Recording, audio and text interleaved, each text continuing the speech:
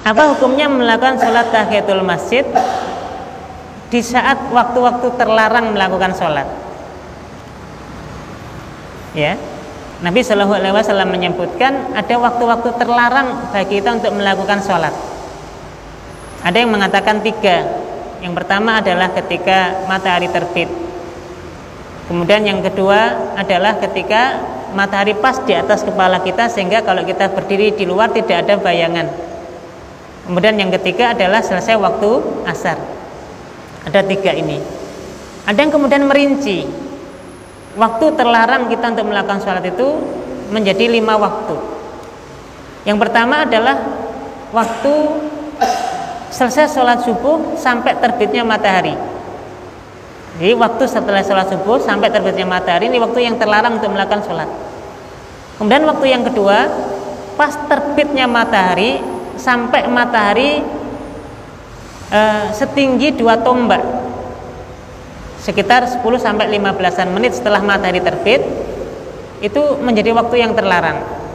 Sehingga ini perlu kita hati-hati ketika kita melakukan sholat syuruk atau sholat isyraq, karena tadi ada larangan melakukan sholat pada waktu matahari terbit sampai setinggi 2 tombak atau sekitar 10-15 menit. Itulah sebabnya waktu sholat syuruk itu dimulai pelaksanaannya adalah 15 atau 10 menit setelah matahari terbit. Kalau kurang dari itu berarti kita melakukan sholat di waktu yang terlarang. Nah, sehingga biasanya di jam digital itu biasanya sudah ada perbedaan antara tulu dan syuruk. Kalau tulu ini berarti terbit, pas terbitnya matahari, ini waktu yang terlarang.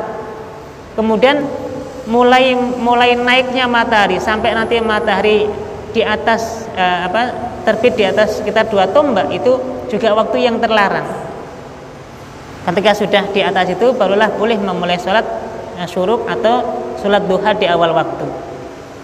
Nah, ini berarti waktu yang kedua. Waktu yang ketiga waktu zawal.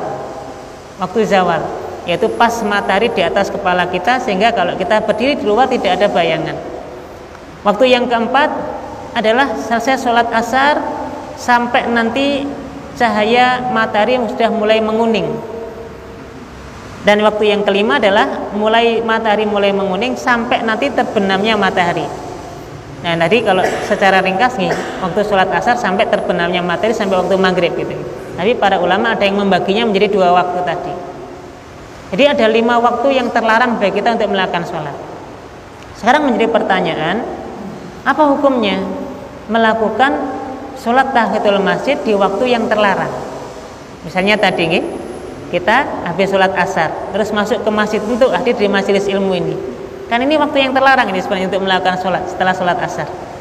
Apa hukumnya kita melakukan sholat tahiyatul masjid? Boleh atau tidak? Maka dalam hal ini ada beda pendapat di kalangan para ulama.